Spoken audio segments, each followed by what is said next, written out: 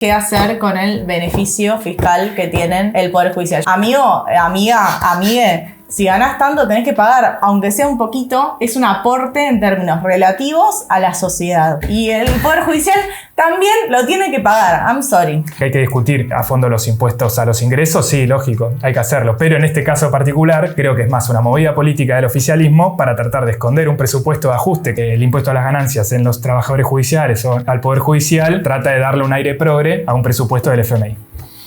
No estoy de acuerdo.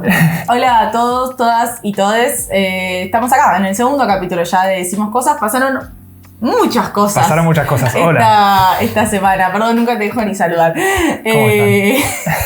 Pasaron muchas cosas esta semana. Se votó recién el presupuesto. Eso. La media sanción del presupuesto se consiguió hoy. Vamos a decir que se consiguió ayer porque esto sale mañana. También empezó a anotarse las personas en lo que es el refuerzo alimentario, mal llamado IFE 5. De eso también vamos a estar hablando hoy. Podemos hablar también de inflación, de la pelea de Kelly con Moyano. Kelly Moyano. Olmos, claro. Kelly Olmos Moyano, está bien. Olmos Moyano. En el medio del presupuesto hay un debate bastante polémico sobre ganancias, que este espacio no va a estar exento de polémica, así que quédense. Porque ya estuvimos discutiendo 2 horas antes. Yo no sé cómo vamos a sintetizar ese debate. Pero me queda algo, bueno, también está lo del campo que no pudo entrar, hay sequía, de las retenciones. Sí, la sequía. También hubo mucho revuelto de candidaturas 2023. Estuvo Máximo, que dio una entrevista. Todos, ¿Hace cuánto que no da una entrevista Máximo? Un montón. No me acuerdo la última, de hecho. Sí, antes del atentado fue. Sí, creo que sí. O sea, no sé si había hablado después. Creo que no, por y eso. Menos hacia audiovisual. Y dar definiciones, claro. Habló como una hora, sí. Hablaron todos, habló Macri, hablaron todos. Macri, sí, presentó su libro. Menos Cristina, pero Cristina tuiteó hace un toque antes de arrancar, así que tuiteó criticando al gobierno. Así que bueno, todo eso vamos a hablar hoy. Muchas cositas. Bueno, arranquemos con el presupuesto 2023, ¿te parece? En general, hay un acuerdo de que es un presupuesto de ajuste fiscal, o sea, de reducción de partidas. Heller dijo que no. Heller es el miembro informante del oficialismo en la Cámara de Diputados. El que lo defiende, básicamente, el presupuesto. Bueno, también cada uno tiene que ocupar un rol, ¿no? Sí. Pero hay una idea, y acá las complicaciones, ¿no? Porque a mí me llevan preguntas de, bueno, si efectivamente es un ajuste o no. Y el tema está justamente en que, como vivimos en un país con inflación, bueno, depende de qué proyección de inflación usemos. Si usamos la inflación del presupuesto, que es del 60%, y pensamos que este año vamos a terminar en el 95-100%, por ende tampoco queda muy claro cómo llegaríamos a ese 60%, bueno, los números son un poco más favorables. Sí. Ahora, si usamos una proyección más como la del REM, que es el relevamiento de expectativas de mercado que hace el Banco Central, que se supone que son como las consultoras, los expertos. Consolidan las consultoras. Que tampoco siempre le pegan, ¿no? Claro. Pero bueno. Este año, más o menos, algo que no pasa en general, este año más o menos le están pegando, lo están actualizando todo el tiempo también. Sí. Pero también se usa como una guía que consolida el Banco Central las opiniones de distintas consultoras. Pero antes que eso, me parece que está bueno decir una cosita sobre el presupuesto, de por qué el presupuesto, por ejemplo, proyecta una inflación menor a la esperada realmente, ¿no? Que este 60% de dónde sale. O por qué, por ejemplo, se subestima la inflación del año que viene, como decías vos. Bueno, en general todos los gobiernos lo hacen. Yo no dije que se subestima la inflación del año que viene. Bueno, yo digo que en general todos los gobiernos subestiman la inflación para hacer el presupuesto, porque si uno calcula que la recaudación del sistema impositivo argentino está muy pegada a lo que es el consumo particularmente, lleva a que si aumenta la inflación por encima de lo presupuestado, haya toda una cantidad de recaudación adicional que se puede usar para gastos discrecionales, pongámoslo de alguna forma, que es decir, que no tienen que ser aprobados por el Congreso. Sí. Entonces eso lleva a que tenga más flexibilidad el Ministerio de Economía, sobre todo en un año electoral, ¿no? Pero digo que no es algo que solo hace Massa en este caso, sino que lo hace históricamente todos los gobiernos. Eso es por un lado, y por el otro lado también están las expectativas de que sí, la respuesta económica, ¿no? Pero si uno pone como, bueno, la inflación del año que viene va a ser del 80%, entonces el piso, desde donde se arrancan las discusiones paritarias, desde donde se arrancan las discusiones de remarcaciones de precios, va a ser ese 80%. O sea, ahora el piso del año que viene es el 60%, que es lo que marca esa hoja de ruta. Después lo de gastos discrecionales es re importante porque es cuánta libertad o cintura va a tener el gobierno, pero también ahí Juntos por el Cambio Cambio metió esa condición de que si hay una inflación mayor al 60% y efectivamente se recauda más por impuestos como el IVA, entonces va a tener que pasar por el Congreso. O sea, como que le torció un poco el brazo en esa libertad. Cláusula gatillo le pusieron, ¿no? Que creo que la metió Tetaz, que dice que si aumentan 10 puntos más, me parece, la inflación con respecto a la presupuestada, hasta el 31 de agosto, creo que es, de este año, tendría que volver al Congreso, lo cual es medio... ¿quién festeja esto además de la oposición?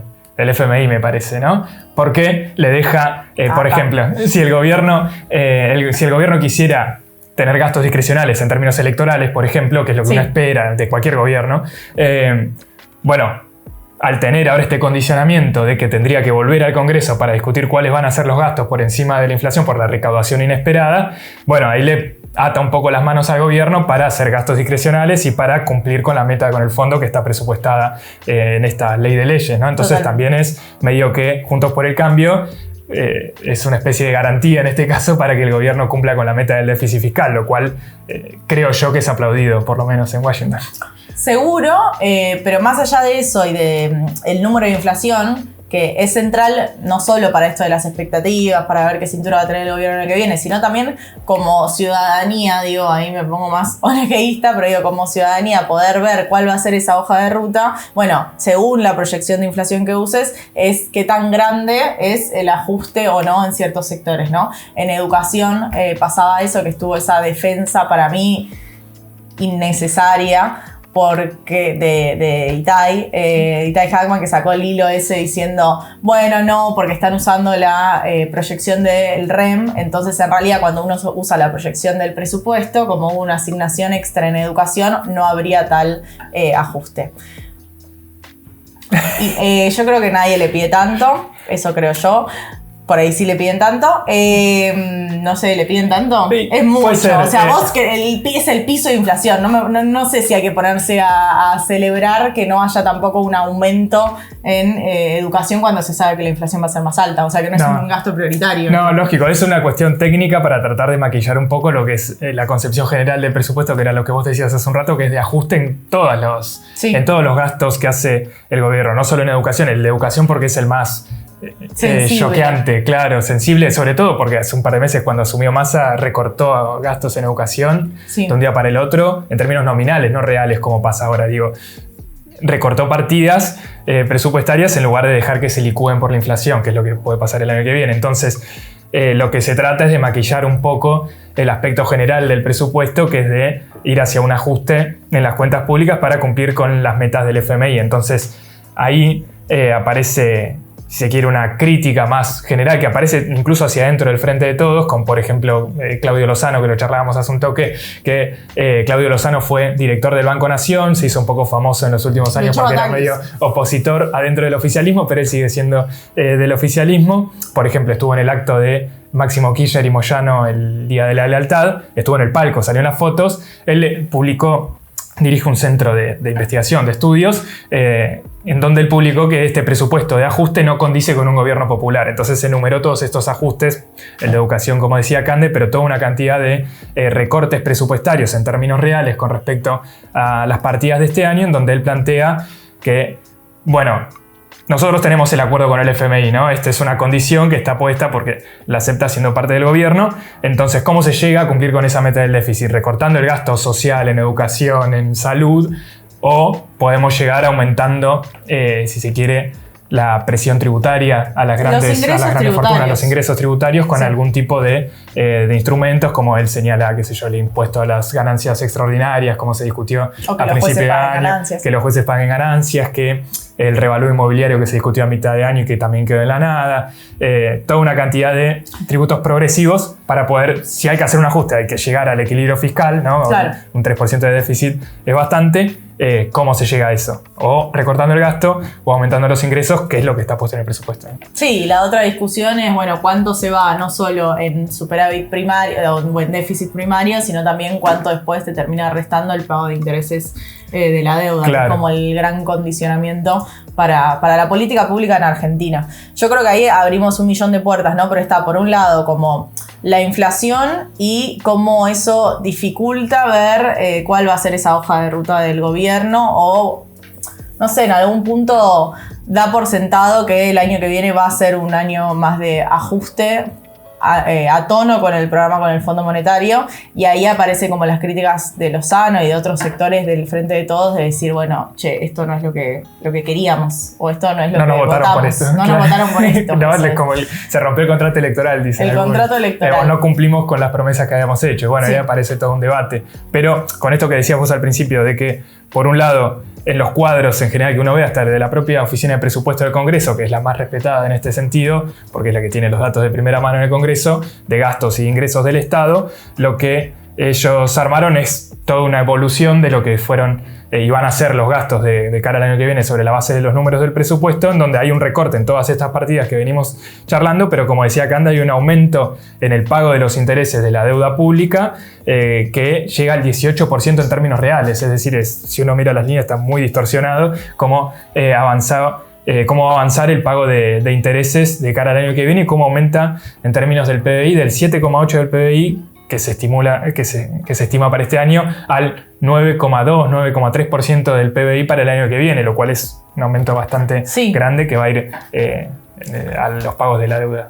Eso por un lado. Después por otro lado tenemos esa presión porque haya una mayor presión impositiva sobre los sectores que más tienen, y eso habla del esquema impositivo, o sea, de cómo se financia el Estado. Y ahí ayer estaba Alberto Fernández con Navarro y decía, bueno, desde febrero de este año tenemos presentado un proyecto de renta extraordinaria, que era el que hablaba Martín Guzmán, que decía, bueno, en estos sectores que fueron muy favorecidos por la guerra, sectores alimentarios, sectores energéticos y de tal, cobrarles un impuesto sobre la ganancia extraordinaria. Ni siquiera es, aumentar la presión impositiva sobre la ganancia en general, sino decir, bueno, tuvieron una ganancia extraordinaria por condiciones exógenas, por condiciones que no tienen que ver con que ellos invirtieron más y ganaron más. Por la distorsión de precios de la guerra. Por la distorsión de precios de la guerra, y que eso está frenado. O sea, como que lo que dijo es, bueno, yo le pedí a Sergio Tomás que por favor lo impulse dentro del Congreso. Esa es una discusión de claramente el sesgo progresivo en el esquema. Pero que está cajoneado y que se está haciendo en otros países. Por ejemplo, en España se aprobó, en Francia se discutió, el FMI está a favor.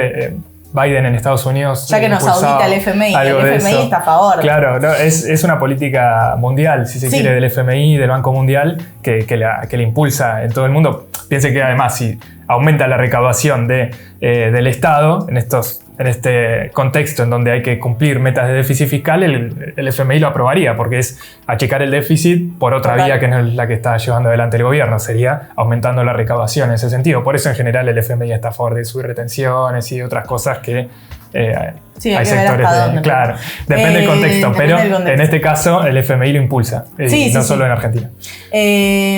Bueno, y en el mismo sentido se metió la discusión que entra todos los años en las discusiones presupuestarias, que es qué hacer con el beneficio fiscal que tienen el Poder Judicial. Yo acá voy a ponerme muy como objetiva de decir, bueno, se supone o constitucionalmente se debe a que no tiene que haber como una superposición de poderes, entonces el legislativo ni el ejecutivo pueden presionar al Poder Judicial, como extorsionarlo con reducciones salariales. O sea, como que no pueden pisarse los poderes, y ahí es donde entra esto de que entonces a ellos no los afecta esa ley impositiva. Claro. Ese es el argumento de la Corte.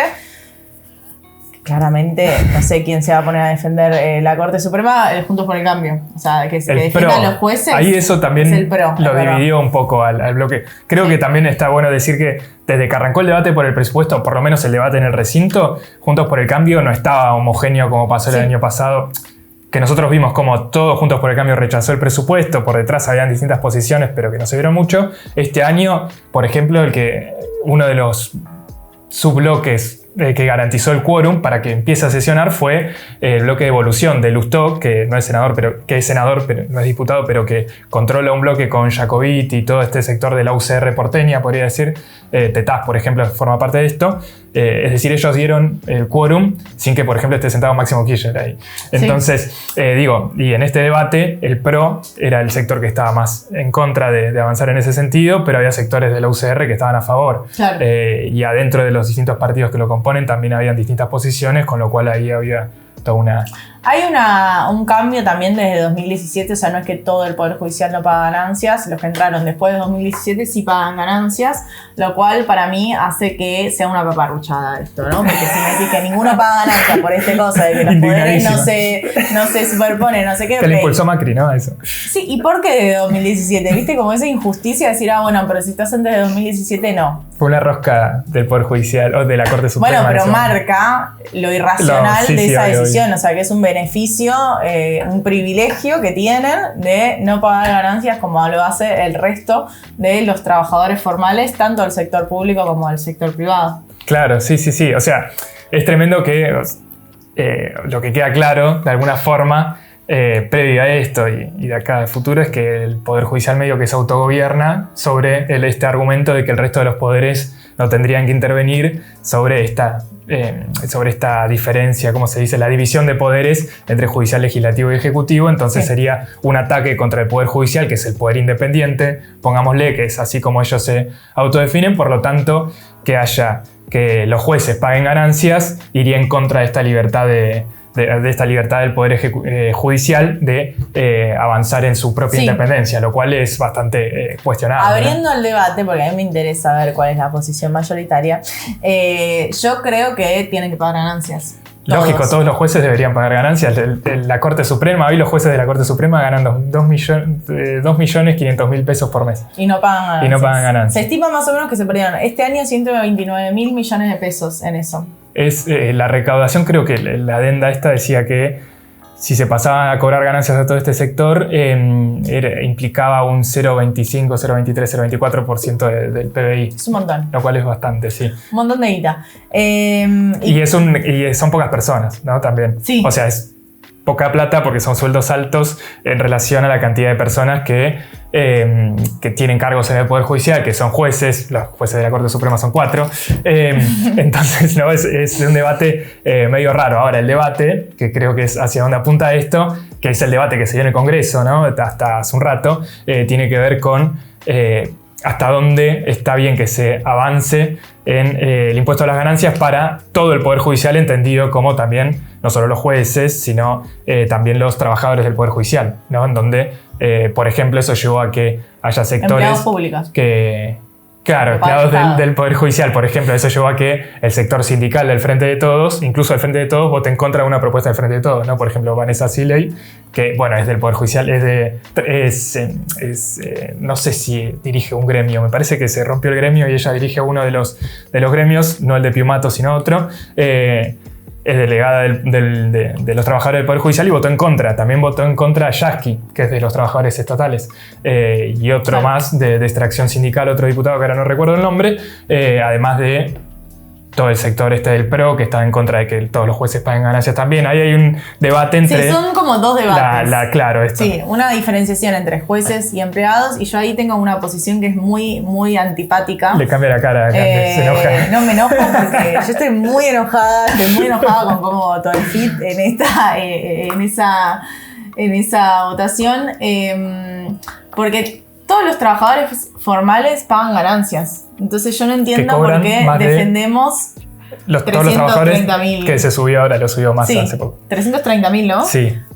Si cobras más de 330.000 pesos, pagas ganancias. Que hay un problema ahí también porque como vienen diciendo, bueno, no, lo vamos subiendo, las alícuotas, o sea, lo que se paga de ganancias no termina siendo tan progresivo, digamos, no se empieza desde tan bajito. Entonces, si está justo en el límite, son las personas que están más complicadas.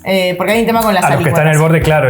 Hay que discutir todo de ganancias. Yo estoy a favor de discutir todo. Pero acá estamos para discutir todo. El problema es, claro, que la alícuota hace que uno cobra 350 lucas y ya tiene que pagar el 30-31%. Claro. Lo cual es muy distorsivo. Porque se fue como levantando el piso sin tener en cuenta la inflación y distintas cuestiones. Es el problema de la cuarta categoría. Es el problema de la cuarta categoría. Y también hay una cuestión semántica. O sea, yo en eso... Claramente el salario no es una ganancia, porque es un salario, o sea, es la retribución de tu trabajo y podemos hablar si es la total retribución o es solo una partecita de lo que vos aportaste. En eso estoy de acuerdo. Ahora, si vos querés ir hacia un esquema más redistributivo y a un esquema más progresivo, tienen que pagar ganancias. O sea, llamémoslo impuesto a los ingresos. Pero también hay una cuestión ahí donde con alícuotas mejores, más progresivas, pero si no parece como que si vos no pagás ganancias, entonces es porque no pagas impuestos. Y en realidad impuestos pagamos todos y todas todo el tiempo. Pagamos IVA. O sea, el mayor impuesto que recauda el Estado es el IVA. Y el IVA lo pagamos todos, todas, todos de la misma manera. Ganes 100 pesos, estés haciendo la fila del ANSES para el refuerzo alimentario o ganes 2,5 millones de pesos por mes del Estado. Entonces, amigo, amiga, amigue, si ganás tanto tenés que pagar, aunque sea un poquito, es un aporte en términos relativos a la sociedad. ¿Para qué? Para los salarios de los docentes, para los hospitales, para las rutas, para todo el gasto que hace sostener la infraestructura del Estado. Y el Poder Judicial también lo tiene que pagar. I'm sorry. Perdón, a ver, judiciales. Vamos por partes. No les voy a decir perdón. No me arrepiento de lo que dije. No, vamos por partes. Porque en principio hay un problema de alícuotas muy, muy grande, de la progresividad del impuesto a las ganancias. Hoy no sé si es tan progresivo para los salarios. O sea, para las empresas puede ser, porque acá hay que distinguir, ¿no? Entre lo que es al tener el mismo nombre es medio difícil, pero que el impuesto a las ganancias, claro, ser impuestos separados. Que el impuesto a las ganancias para las empresas de determinada facturación paga una alícuota distinta. Entonces hay pymes que no pagan el 35% del impuesto a las ganancias por su facturación, sino que pagan menos porque tienen una facturación menor. Ahora, en el caso de los trabajadores pasa esto de que al estar tan distorsionado, por ejemplo, de que Massa decide con un decreto subir la alícuota o el piso, subir el piso de ganancias cada 6 meses más o menos, solo para hacer proselitismo, ¿no? Y decir yo voy a subir el piso en lugar de que esté estipulado en una ley, ¿no? Por ejemplo, que se actualice por inflación. Todas estas distorsiones llevan a que, por ejemplo, y esto es algo que voy a decir en todos los capítulos, yo soy de Comodoro Rivadavia, hay muchos trabajadores petroleros, muchos amigos, que pasan que preferirían que le facturen, o no que le facturen, sino que el recibo de sueldo sea de 250 lucas, 280. ¿Por qué? Porque si pasa a cobrar 350, tiene que dejar el 30 en ganancias, lo cual es muy distorsivo para sus ingresos, digo, por este salto tan grande que hay. Igual está la base en imponible, o sea, no es que paga. No, lógico, pero es un debate muy importante en el sector petrolero, por ejemplo, lo mismo en el sector minero. Hay distintos sectores, y en este caso, en el sector judicial, ¿no?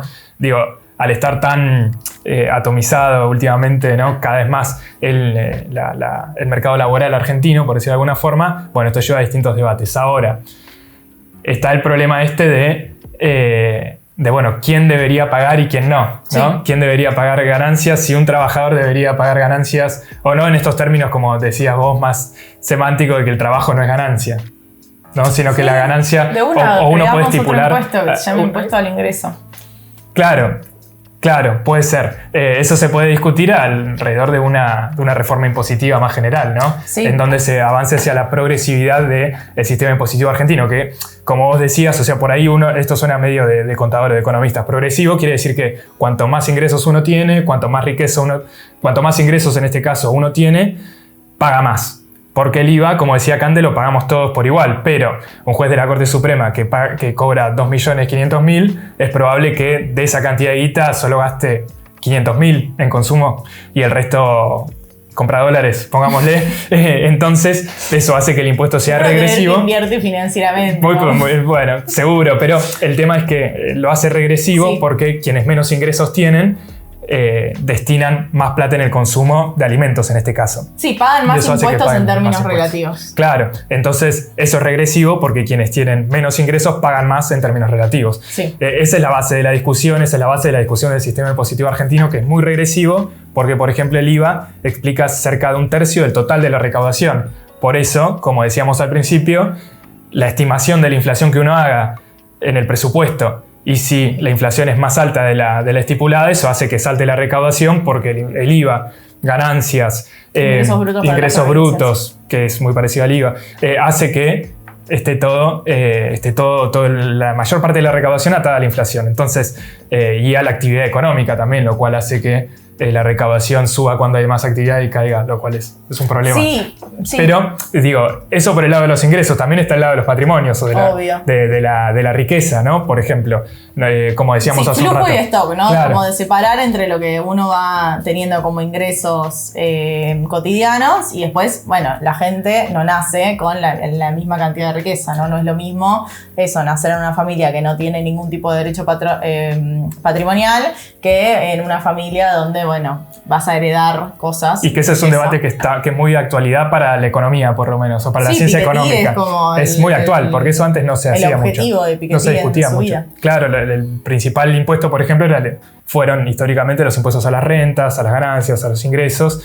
Pero hoy que la riqueza está tan concentrada en términos de herencias, de propiedades, etcétera, y sobre todo en Argentina, por ejemplo, donde la concentración de la tierra también, donde tenemos la tierra más productiva del mundo, la pampa húmeda, está tan concentrada, eso lleva a que, por ejemplo, hoy, al tener este sistema impositivo tan distorsionado, regresivo y distorsionado, porque las distintas provincias pagan impuestos distintos y eso, digo, en concreto, lo que pasa es que, por ejemplo, lo que decíamos recién de el revalúo inmobiliario es necesario porque hoy los campos, por ejemplo, los grandes campos pagan un cuarto del valor de mercado, pagan impuestos por un cuarto del valor de mercado, por eso tienen anotados los campos a un valor fiscal que es un cuarto del valor de mercado, entonces lo que pagan es irrisorio cuando son las tierras más fértiles del mundo y las que obvio. Hay que pensar una reforma fiscal integral. Lo mismo con el impuesto a los bienes personales, que la alícuota máxima es del 2,5. Sí, a partir de 6 millones. De 6 millones valuados fiscalmente. También fiscalmente, o sea, que es en general así. Cualquiera que haga una presentación de bienes personales sabe que la evaluación fiscal es mucho más baja, claro.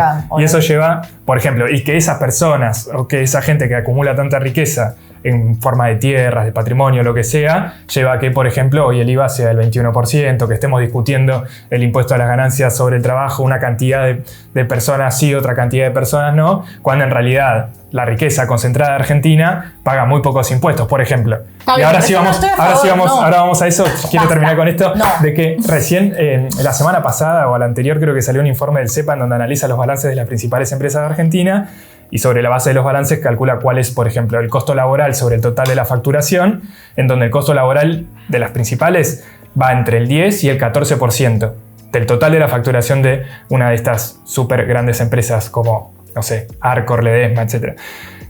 Pero la cantidad de impuestos, la presión impositiva real que pagan esas grandes empresas sobre el total de la facturación también es del 10-11%, lo cual es muy bajo en relación a, finalmente, a la facturación y, por último, a las ganancias que están subiendo exponencialmente en los últimos años, con lo cual creo que esa es la base del problema de esta regresividad del sistema impositivo argentino, que estemos discutiendo esto, los pocos impuestos que se pagan en el comercio exterior, es decir, hay toda una cantidad de distorsiones que llevan a que tengamos este debate sobre si hay un sector de los trabajadores privilegiados, ¿no? Como puede ser el Poder Judicial o los trabajadores del Poder Judicial. Digo los trabajadores porque yo estoy a favor en cualquier contexto de que los jueces y los jueces de la Corte, todos ellos paguen ganancias, pero este debate sobre los trabajadores judiciales creo que está un poco empiojado sobre la base de todo este problema más general. Ahora, que hay que discutir a fondo los impuestos a los ingresos, sí, lógico, hay que hacerlo, pero en este caso particular creo que es más una movida política del oficialismo para tratar de esconder un presupuesto de ajuste que, como ya charlamos 10 minutos al principio, ajusta en general a todas las partidas, sobre todo a quienes menos tienen, y que este debate sobre el impuesto a las ganancias en los trabajadores judiciales o al Poder Judicial trata de darle un aire progre a un presupuesto del FMI. No estoy de acuerdo. O sea, yo adhiero a que hay que hacer cambios estructurales a las reformas. O sea, hay una reforma impositiva que se tiene que hacer y que, de hecho, cuando arrancó el gobierno en 2019 se pensaba en el 2020 avanzar en una reforma fiscal, y es Massa cambiando los límites de ganancias y haciendo otras artimañas impositivas el que da por muerta, digamos, esa reforma fiscal que iba a venir del Ministerio de Economía de Guzmán. Supuestamente había como hasta un proyecto pero es todo política, de reforma fiscal. No, eso Guzmán lo anunció, sí, lo anunció apenas asumió el ministerio. Y Massa desde el Congreso pero le dijo, pasó. no mi amor. Bueno. Dicho eso, y esta es mi posición claramente, cuando vos tenés un debate y el presupuesto es un presupuesto de ajuste, sí, o sea, vos vas a votar en contra si sos de izquierda y entendés que los programas de austeridad van a afectar a las grandes mayorías, como es un acuerdo, digamos, en el mundo cuando se trabaja en programas de austeridad, que es como el nombre más europeo, ¿no? Acá le decimos ajuste, en Europa le dicen austeridad, está perfecto. Ahora, vos tenés la oportunidad de equilibrar las condiciones de progresividad que pagan todos los trabajadores, vos tenés que votar a favor. No es la posición del FIT y yo no soy del FIT, así que no tienen por qué hacerme caso. Yo tampoco. Pero es mi posición y es porque yo me enojo tanto, porque sí, bueno, al final tenían razón. ¿Y qué pasó? El FIT terminó votando con Milei, con López Murphy, con toda la derecha más rancia que dice que no para defender justamente a ese sector. Entonces no se entiende la diferencia, no se entiende el matiz. O sea, no te llega a vos por fuera a decir, bueno, no, porque en realidad no, los jueces sí, pero los trabajadores no. ¿Y por qué los trabajadores no? O sea, si el resto de los trabajadores sí están pagando ganancias. Discutamos el impuesto a las ganancias. O sea, tiene que haber un impuesto para las ganancias para las empresas y tiene que haber un impuesto a los ingresos para ingresos a partir de tanto monto que paguen una partecita. ¿Para qué? Bueno, para que haya un financiamiento del Estado de la política pública que sea más progresivo y que quien gane más pague más y quien tiene más en términos de riqueza también pague más, pero son caminitos hacia un lado. Y si es político, todo es político. Digo, hay momentos de la política que te va a permitir hacer más cosas y momentos donde te va a permitir hacer menos, pero no para mí quedaron del lado equivocado. Esa es mi posición y por eso yo estoy tan enojado. Bueno, acá hay un par de cosas. Por ejemplo, que la izquierda haya votado con Milei. También pasó hace poco cuando se hizo una especie de una movida, no sé cómo llamarlo, entre, por ejemplo, los legisladores de la ciudad de Buenos Aires de la izquierda con los libertarios de Ramiro Marra, para que en lo cual se sumaron los kirchneristas para que la reta derogue el impuesto a las tarjetas de crédito, que es uno de los impuestos más distorsivos de todos y más regresivos. Bueno, ahí también votaron en conjunto. Yo creo que eso no dice nada. Después, el problema sí, obvio que es chiquitaje, lógico. O sea, de acuerdo con el FMI no lo votó el kirchnerismo, pero sí lo votó Juntos por el Cambio, lo votó Macri. Entonces, a principio de año. Entonces, creo que el punto, sobre todo en lo que vos señalabas, o sea, estamos creo que hay un punto de acuerdo acá, que si no, no estaríamos los dos acá, estaríamos grabando por separado, en términos de que hay que ir a una reserva. Y estar en un mismo espacio. Pero que creo que es por lo que decíamos antes de la coyuntura en la cual se da el debate, también me parece, pero que hay que ir hacia una reforma progresiva, una reforma impositiva progresiva, sí. Obvio. Volver a discutir el impuesto a las grandes fortunas, digo, como que eso dio una base de quienes concentran la riqueza en este país, que son 12.000 personas, somos 46 millones de habitantes, que es complejo. Y discutir de conjunto, por ejemplo, hay muchas cosas que se dicen que nosotros acá las queremos decir, como por ejemplo que la presión tributaria en Argentina es asfixiante, ¿no? Sí. Bueno, es asfixiante para los sectores que tienen que pagar el IVA cada vez que compran comida, ¿no? Y que después tienen que pagar ingresos brutos y que después tienen que pagar un montón de impuestos, o que quiera abrir una pyme, ¿no? Es el caso que en general se repite, que es ahí donde está concentrada la presión impositiva, porque hay toda una cantidad de economía barraní que está concentrada también en los grupos más grandes de Argentina, sí. Y que eso se refleja en los números, por ejemplo, de que Argentina tiene menos del 30% de presión impositiva sobre el PBI, cuando Brasil tiene el 35%, o Europa tiene el 40% y algo, depende de qué país. Estados Unidos tiene más del 30%. Argentina en relación con la OCDE, ¿se dice OCDE? ¿Está bien? OCDE. La OCDE, que es el Club de Países Ricos, que es el que hace estos cálculos. Bueno, el promedio de la OCDE está por encima, está en 32, 33 y Argentina está en el 28, 29. Entonces, estos discursos medio que son un poco falsos y que llevan a que, por ejemplo, falsos. Y que tergiversan el debate para que se hable sobre la presión impositiva, no sobre, o sea, ponen como ejemplo a las pymes, como estamos haciendo nosotros, pero para que les bajen los impuestos a las grandes empresas que, por ejemplo, pagan cada vez menos contribuciones patronales. Sí, y ahí el ejemplo del mundo de cómo eso no está funcionando, lo decías la vez pasada, lo de Liz, que ya voló para el segundo capítulo, que tampoco en el mundo se está hablando de una tendencia de reducción de impuestos, porque claramente no alcanza. También la pandemia, la necesidad de los estados, no solo de mantener ciertos pisos de derecho a acceso a la salud, que de hecho no sucedió porque en muchos países la gente se murió afuera de los hospitales, pero también en educación, como en ciertos pisos mínimos, acuerdos mínimos que incluso cuando, a mí lo que me molesta mucho de los libertarios o del neoliberalismo en general, es que uno podés leer a Smith y vos decís, no había una cuestión anti-Estado. Hasta Smith te dice, bueno, la salud, la educación, como que es parte del marco jurídico que tiene que garantizar el sistema económico, el modelo económico. O sea, si vos Smith, que era recontra positivo con el capitalismo y que iba a poder tener este compromiso civilizatorio y demás, bueno, es un Estado que tiene que garantizar ciertos pisos. Entonces, para garantizar esos pisos se tienen que financiar. Estamos en un momento de mucha mayor concentración de la riqueza que antes de la pandemia. Entonces es imposible en este esquema, en este paisaje, decir, bueno, hay que bajar los impuestos. Lo decíamos la semana pasada con lo de Pablo Garchunov. Pero más allá de la discusión del año que viene, porque ya estamos media hora hablando del presupuesto. Ahora vamos a decir, pero perdóname, una sola cosa. ¿Qué más querés decir? No, que... Te voy a contar los minutos, está claro que... toda esta recaudación que necesita el Estado para hacer políticas públicas, ¿no? Para desarrollar, sobre todo en un país. Sí, para mí, garantizar cosas mínimas también, porque política pública es como, bueno, cosas que queremos además, ¿no? Claro. Como derechos que queremos conquistar, pero también hay que pagar lo que ya tenés, hay que pagar a los docentes, a los empleados públicos, a los distintos poderes, un montón de cosas. No, las asignaciones familiares. El AUH como derechos mínimos trabajo, que hay que garantizar. Pero...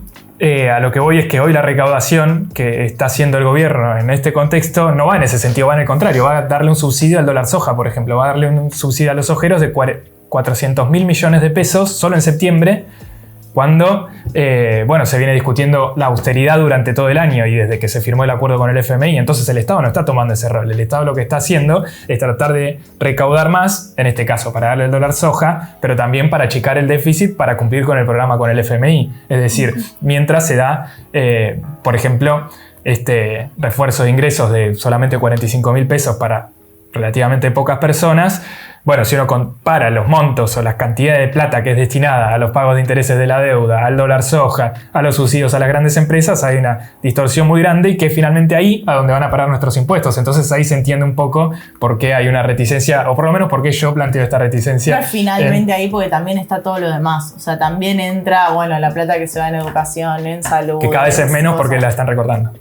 Que entonces, hay que si ver, van a recortar... es lo que empezamos, hay que ver cuánto la recortan, pero sí, efectivamente la están recortando porque estamos en el marco de un programa con el Fondo Monetario. Para mí está buenísima la crítica más estructural, pero también en el corto tenés que ver cómo sostener estas cosas, porque no es que la plata, listo, va a los ojeros. No, en todo caso discutamos cómo hacer para que el comercio exterior, que es el que más guita genera, claro, el Estado o la sociedad pueda apropiarse más de esa renta extraordinaria que tienen por estar en la pampa húmeda, ¿no? Porque la verdad es que tampoco tienen tanto mérito. O por tener litio, o por tener petróleo, ¿no? Sí, y todas las discusiones extractivistas que se vienen. Pero dicho eso, para no irnos a la proyección del año que viene y la inflación que vamos a tener el año que viene, yo creo que ya hay signos, ¿no? De hecho, ya hay recortes en cuando asumió Batakis y después con Massa, de decir, los ministerios que no gastaron, lo que subejecutaron, entonces eso se lo sacamos. El refuerzo alimentario que se está generando esta semana es muestra de eso. Se hablaba de un IFE 5, el IFE tenía una base de 9 millones de personas, casi 9 millones de personas,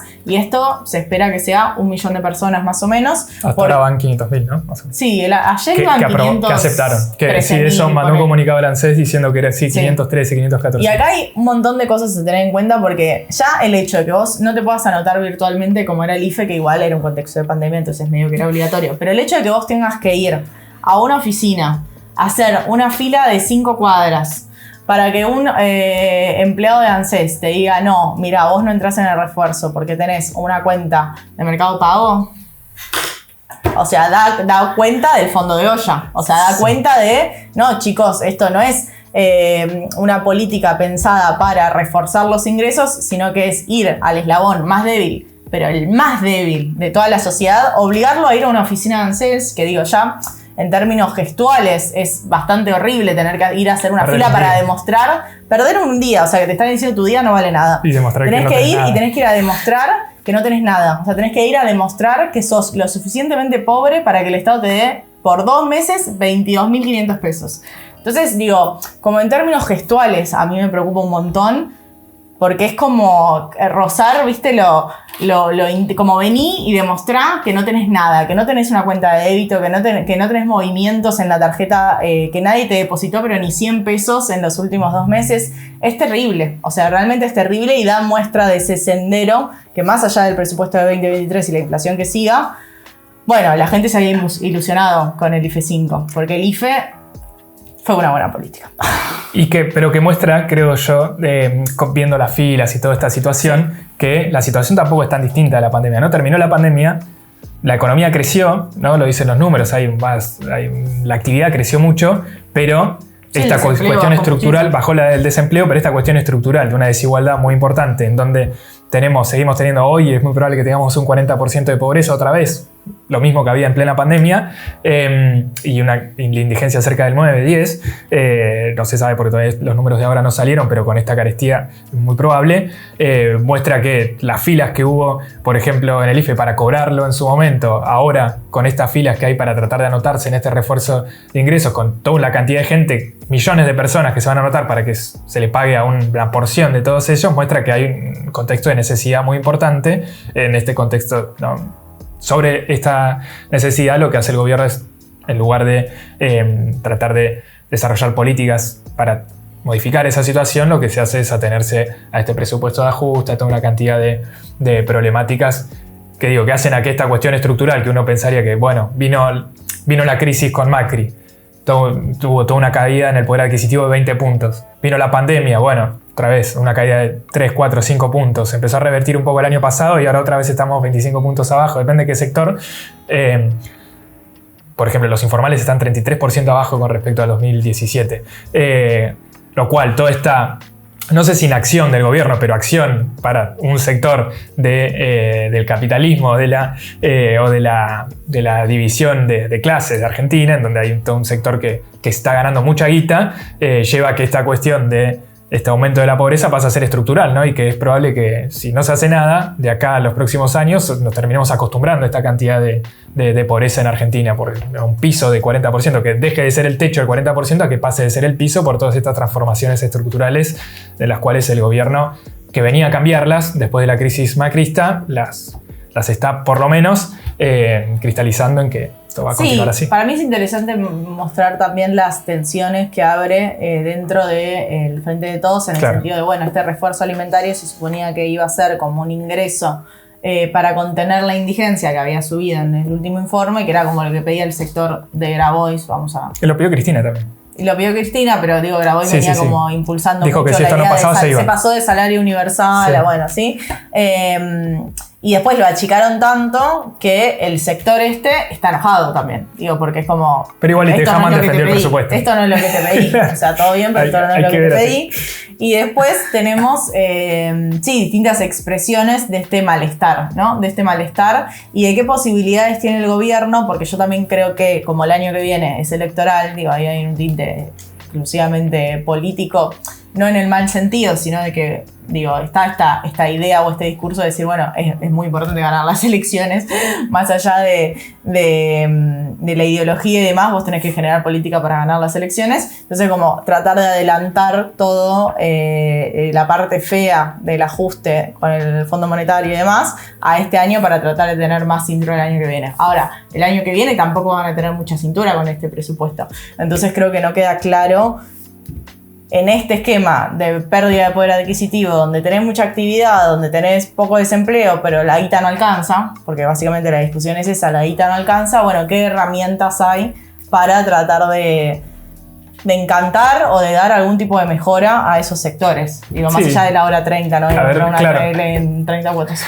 Pero, por ejemplo, hasta en lo simbólico, así como volviendo al debate del presupuesto, en donde se discutió lo de ganancias y se dejó expuesto, por ejemplo, a que sectores del PRO, incluso como vos decías, de la izquierda, de Milei, que hayan votado en contra de que se aumente el impuesto a las ganancias o que empiecen a pagar el impuesto a las ganancias a estos sectores, también se podría haber hecho lo mismo, por ejemplo, con retenciones, ¿no? Que fue también un debate como el impuesto a las grandes fortunas de este año, que sobre la base de la guerra en Ucrania los precios de las materias primas subieron, eso hizo que aumente el precio de la soja, el trigo y el maíz, que son elementos que Argentina exporta y de los cuales ingresan muchos dólares.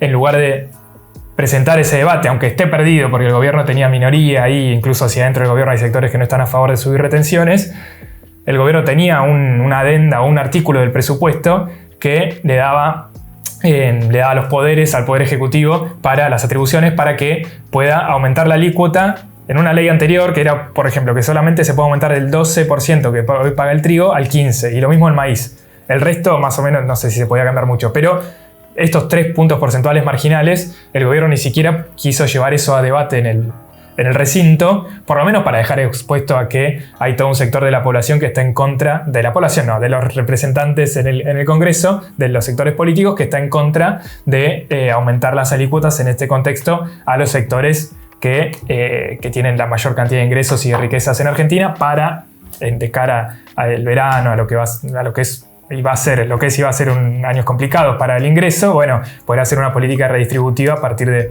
este cobre, y que además una suba de retenciones, por ejemplo, del trigo, según la teoría económica, debería bajar el precio del pan, ¿no? Con lo cual bajaría un poco también la inflación. No, la idea del gobierno es más política de incentivos. Digo, se vio tanto con el dólar soja, claro, como ahora se habla, más habla de que va a haber un acuerdo con los textiles a partir de mejoras en el acceso a las importaciones, ¿no? Como pensar en cómo ir dándoles caramelos a los sectores empresariales que se ve que no les alcanzan el margen de ganancia y necesitan algún tipo más de incentivo económico, de dólar especial, para poder contener los precios, ¿no? Que además tampoco se entiende bien de dónde viene esa inflación, ¿no? De dónde está saliendo esa inflación tan alta, porque parece que se va a volver a acelerar en lo que fue, en octubre, el mes que viene. Que bajamos al 6,2 y ahora sí, porque veníamos 7,7, 6,2 y ahora parece que estamos más cerca del 7 de nuevo. Por lo menos en alimentos hoy de la mañana decían las consultoras. Sí, en alimentos, que es como el sector más sensible, pero bueno, Massa también dijo que lo del plan de estabilización, que tal vez sea parte de la propia estrategia de hacer un plan de estabilización. Sí. Bórrense la idea del plan de estabilización, que iba a ser como un sendero más progresivo de reducción de la inflación con acuerdos sectoriales, ¿no? Entonces, acuerdo con precios justos con 250 productos y alimentos sensibles que congelen por 120 o 90 días. No, todavía no se sabe. Nada se sabe. Ir así, ¿no? Sector textil. Bueno, evidentemente algo había que hacer con el sector textil y así sucesivamente. Ahora con prepaga se les fue un poco la Hoy tuiteó Cristina a la mañana. Hoy tuiteó Cristina. ¿Qué dijo? Que creo que hoy justamente, o anoche, se firmó un decreto en el cual se les permite, al ser las prepagas o la salud un sector regulado, ¿no? En donde hay un ente que tiene que regular si las prepagas pueden subir o no sus tarifas. Entonces el gobierno le permitió una suba de tarifas a las prepagas del 13-14%, ahora no recuerdo bien, pero que hace al aumento anual, lo hace cercano al 114%, ¿no? Cuando la inflación hoy, ¿cuánto está? En 80%. Interanual, sí. Entonces, es decir, aumentos muy por encima que la inflación a un sector que también está muy concentrado. Igual sería 113 en el año, o sea que habría que compararlo con el 95-100 que termine el año. Pero igual está por encima de la inflación y que empuja al IPC además, porque irradia sobre el resto de los precios, y por un sector que está muy concentrado también en pocas prepagas que las podemos contar con las manos. Entonces, eso, si se quiere, también impulsa un poco el IPC. O sea, se vienen también aumentos de regulados. No solo las prepagas, sino también las tarifas, que en teoría este mes deberían aumentar. Este mes, ahora el mes que viene, con la segmentación. Hay un debate sobre transporte que también estuvo atravesado el presupuesto en eso. Bueno, eso es uno de los ítems que baja mucho en el presupuesto de 2023, que tiene que ver con los subsidios a la energía. Porque se entiende que se va a avanzar en esa segmentación, pero que nunca termina de avanzar, porque venimos, no porque sean malos, sino justamente porque no sé qué tanto da la sociedad para, con ingresos que no llegan a ganarle a la inflación, encima tener gastos más altos. Gastos, en prepaga, en tarifas, en cosas que vos no podés reducir, te podés bajar el plan, pero digo, es como que en algún punto lo vas a seguir pagando. Y que, bueno, todas estas discusiones hacen al presupuesto, lo de transporte igual, hubo paros de la UTA acá, nosotros porque estamos en la capital federal, pero en el interior se anunciaron y hubo paros de transporte. Paro, dijo hubo paros de Clarín, transporte, sobre todo en Córdoba fue bastante fuerte, que tiene que ver con esto, ¿no? Que al ser también un sector regulado, depende de que Nación o los entes reguladores le giren los fondos para suplir el costo de la tarifa y que la propia el ente regulador le permita subir el costo del boleto. Y bueno, también, por ejemplo, pasa lo mismo o algo similar con los precios en surtidor de la nafta, donde sí. tiene que haber. Y bueno, todos esos sectores regulados también están aumentando y van a seguir aumentando durante estos meses, lo cual le pone, si quiere, un poco más de inercia a la inflación. Sí, ¿y cuál es la herramienta para defenderse de eso, ¿no? En un contexto de inflación mucho más alto, nosotros estamos muy habituados como país a las paritarias, digo como país porque la inflación está siendo un problema en casi todo el mundo y en otros países no tienen esa costumbre de paritarias, entonces están como en la discusión de, me parece que hay que tener una paritaria. Hay que tener sindicato, ¿no? En Estados Unidos hay un movimiento muy grande. Sí, en Estados Unidos sí. Bueno, no, pero digo en países que tienen más historia sindical. Claro. En Inglaterra, en Francia. Sí, sí. De decir, bueno, igual, teniendo sindicatos que son re fuertes, no tienen tan habituada la idea de paritaria donde está la patronal, pero está el Estado también y tal. Sí, en Estados Unidos ya es como, también es parte de estas nuevas industrias que obviamente no tenían sindicatos, pienso en Amazon. No porque esté enamorada del delegado de Amazon, sino porque son, ¿cómo se llama? Ay, no sé, pero lo amo. Yo lo tengo en Twitter, pero es muy bueno, es muy carismático. Es muy carismático, y es muy hermoso todo el proceso de sindicalización que se está haciendo en Estados Unidos, pero trayéndolo a Argentina, tenemos más habituados las paritarias. El tema es que las paritarias, y lo vivo yo como docente, donde te dicen, bueno, si vos sumás todo, la paritaria va a terminar siendo del 88, que ya te da la pauta de que vas a perder en el año. Pero no solo eso de que perdés en el año, sino que es 88 en 4 cuotas, donde cada mes te suben, el 9, el 7, el 4. Entonces sobre una base atrasada, ¿no? Sobre una base recontra atrasada. Ahí el interés compuesto te destruye. Y por ahí en el acumulado decís, Aceitero estuvo en 95, estás perdiendo en el acumulado, pero también estás perdiendo en cada mes que pasa y vos no tuviste terminaste de cobrar la cuota y ya estás abriendo la otra paritaria. La paritaria se abre después de que ya la inflación la sentiste en tu salario. No solo eso, sino que en esto de pagar las cuotas, sí, eso es lo peor de todo. Te patea todo. Pero y en esa discusión dentro del gobierno... Creo que vas a decir lo que yo estaba pensando. Y bueno, pero te gané de malo. En ese contexto se da esa discusión entre Kelly Olmos, declaraciones cruzadas, diríamos, entre Kelly Olmos y Pablo Moyano, que Pablo Moyano pidió una paritaria. Tu amigo Pablo. Mi amigo Pablo, con el que me junto a tomar birra. Que justamente pidió una paritaria más alta de la que se viene negociando, 95, 98, depende del sector, obviamente. Que se vienen reabriendo, claro. Que se vienen reabriendo. Cada sector también sobre esta base que vos decías, de esta distorsión en las paritarias, hay sectores que la abren hoy, hay sectores que la abren en marzo, otros y así, entonces es difícil seguirle los porcentajes. Obvio, es muy difícil seguirle el porcentaje del acumulado y después de esto, ¿no? De cómo se paga. Pero Pablo Moyano pidió 130.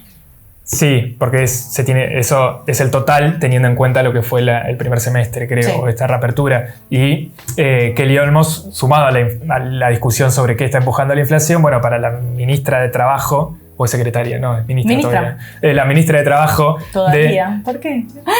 Porque más absorbió muchos ministerios que se pasaron en secretarios. Estaba pensando en eso, como absorbió producción, energía. Bueno, entonces, la ministra de Trabajo de este gobierno. ¿Quién firma las paritarias? ¿Quién firma? ¿Y quién se sienta a negociar? ¿Quién debería terciar por los trabajadores en un gobierno peronista? Dice que la inflación, los aumentos salariales generan inflación si están por encima de la inflación esperada. Dijo, más o menos, cito más o menos textualmente, de lo que le dijo en una entrevista también a Navarro, que decía que le parecía egoísta el planteo de Pablo Moyano, del sindicato, de presentar esta necesidad de aumentar un 131%, porque eso genera expectativas mayores de inflación para las empresas que remarcan los precios mirando esa paritaria, y que esa inflación mayor no la pagaría Moyano porque tiene una buena paritaria, sino que la pagarían el resto de los sectores que no tienen paritarias, ¿no? Como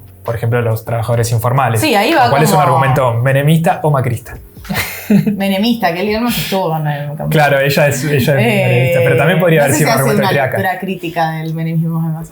Bueno, Cada vez no hace importa. menos lectura del menemismo. Por ejemplo, A mí me cuesta decir la palabra, o sea, como que cada vez que la escucho me pero da que mala los suerte. compañeros que ganaron la elección de la Ditela, la agrupación Menem, ganaron. Bueno, Es un no, chiste, volviendo no sé. a lo de paritarias. Es no, una discusión que atrasa bastante, ¿no? Es En una discusión que términos de- atrasa bastante y que también hay hechos, digo, como que vos no tenés una inflación que viene, atándose a una mayor demanda o a mayores salarios. No es que los salarios vienen ganando sistemáticamente contra la inflación, viene aumentando mucho la presión de consumo, entonces tenés una inflación de demanda. No lo hay que una decía inflación de Rubinstein. demanda, para nada. El salario está atrasado. Es lo que decía Rubinstein y es lo que muestran los datos. Digo, más allá de lo que se dice, vos ves reducción en la venta de supermercados ahora. Entonces, la gente está decidiendo consumir menos. Y no es consumir menos, bueno, me viajo menos por el exterior. No, es comprar menos en el supermercado. O sea, es consumir menos comida, bienes, porque decir, no me alcanza. No me alcanza para comprar lo que compraba. Entonces, si vos no tenés una inflación impulsada por demanda, el problema lo tenés en otro lado. Y no puede ser siempre el salario el ancla que esté parada ahí. Claro. Dicho todo eso, Kelly es la ministra de Trabajo. Me parece que tiene el rol que es bajarle un poco las expectativas, porque si arregla 130 con Pablo Moyano, con Pablito, tiene que, Por eso, pero uno lo podría pensar en Aceitero, esos ¿qué le va a términos decir? en un gobierno menemista o macrista, pero en un gobierno peronista que en donde busca terciar por el trabajo contra el capital, ¿no? ¿Qué te Bajo quedas la con la doctrina marcha peronista. Sí, no, pero digo porque son las críticas que hacen en público sectores del gobierno. O sea, tendría que terciar por los trabajadores en esa discusión paritaria en lugar de terciar por las ganancias de las empresas, que es la variable adelantada. Sí. No, lo que uno está viendo es que hay mientras aumentan los precios, aumentan los márgenes empresariales de las empresas grandes, de las más concentradas, mientras se recorta la porción de el poder adquisitivo del salario, lo cual repercute en este reparto de la torta, el que habla también mucho el peronismo, del 50-50, que es que del total de la producción o de la generación, claro, de la generación del PBI se vaya en distintas proporciones para el capital o para el trabajo. Bueno, hoy va un 40% para el trabajo y más de un 50% para el capital, lo cual es muy desequilibrado, sobre todo teniendo en cuenta que el capital lo tienen muy pocas personas en comparación con toda la cantidad de trabajadores que trabajan. Sí, no sé si es un indicador que se usa tanto hoy en día. Pero No, hoy, pero que, trayendo digo, la refleja un palabra poco del eso. que sigue siendo el presidente de la Nación, Alberto Fernández, a veces nos olvidamos, digo porque yo llegué y lo estaba escuchando y vos estabas escuchando a otra persona, o sea, hay que escuchar al presidente de la Nación. Yo estaba escuchando a Toñetti. Estaba escuchando un debate entre Toñetti Hay que escuchar al presidente de la Nación. Torre y Murano. No, y hablaba de esta discusión que me parece que quedó un poco vieja también por el alza de la inflación, que era esta idea de suma fija, ¿no? Como que lo hizo Que ya Néstor está, en ya quedó vieja. 2003. Lo dijo hoy, pero yo lo escuché. Sí, lo dijo Ah. hoy. Lo dijo hoy porque le preguntó Navarro. Creo que es una agenda que la impulsó mucho el kirchnerismo porque es muy... que obviamente si vos pones una suma fija afecta positivamente más a Achata quienes la cobran pirámide. menos, achata la pirámide. No sé si se entiende el achatar la pirámide. Pero sí, afecta más. El que cobra 20 y de repente le dan un bono de 5 lucas, le representa mucho más que el que cobra 100 y de repente le dan un bono de 5 lucas. Tengo que actualizar los números. Es que- Pero el punto es que lo que dijo, bueno, es no, eso los propios gremios no lo quieren porque justamente te rompe un poco la discusión paritaria. Sí, qué sé yo. O sea, hay que tener esto de la suma fija es una bandera del kirchnerismo porque por los contextos históricos en los cuales asumió Néstor, que era que no había paritarias durante el menemismo porque había inflación, entonces no había paritarias, con De la Rúa medio que tampoco, porque seguía el 1 a 1, pero cuando eso se rompe, las paritarias vuelven, pero vuelven atomizadas, como el ejemplo más claro lo seguimos teniendo hoy. Entonces, en un contexto de crisis casi terminal después del 2001, lo que hace el kirchnerismo es dar aumentos de suma fija por decreto, ¿no? Que es lo que hoy le reclama. Fueron aumentos al sector. grandes. Claro, y que motorizó el consumo, la demanda agregada, todo lo que en términos económicos fue expansivo En e 2003, impulsivo. Subió mucho la actividad económica. Entonces, lo que hoy se reclama de sectores del kirchnerismo es que se haga lo mismo porque el contexto hoy de esto, de la pirámide, ¿no? Hay una distorsión muy grande entre los distintos sectores del trabajo, más del 40% de trabajadores informales. Cuando uno da un aumento de suma fija, en teoría debería llegar a todo el mundo. El tema acá, si eso entra en contraposición o no se condice con una paritaria, yo creo que es más una cuestión política que económica en términos de los ingresos reales, porque lo que hace es sacarle un poco de poder en la mesa, no en la mesa de negociaciones de Daer, Acuña, etcétera, que son los sindicalistas más rancios los que presentan esto, que tiene que ver más con decir, yo conseguí, ponele, 50 lucas de aumento, pero 25 es una suma fija, entonces él a sus afiliados no les puede decir que consiguió 50 lucas de aumento, sino que les puede decir que consiguió 25 porque el otro 25 lo consiguió Alberto o Massa. Entonces es una cuestión más de representatividad en donde ellos, bueno, vienen firmando paritarias a la baja, pero si les dan un aumento de suma fija, dicen, bueno, vos seguís firmando paritarias. No, y en términos de banderas no es menor el achatar la pirámide.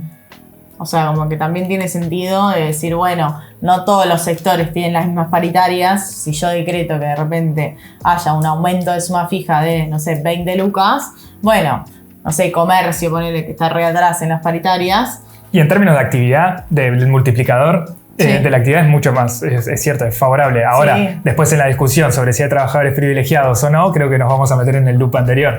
Pero bueno, yo creo que el fondo de la cuestión es cuál es la concepción que tiene el Ministerio de Trabajo, que la puso Alberto, y que viene a decir que si hay un 130% de aumento o un aumento por encima de la inflación, eso es inflacionario para el resto de los sectores.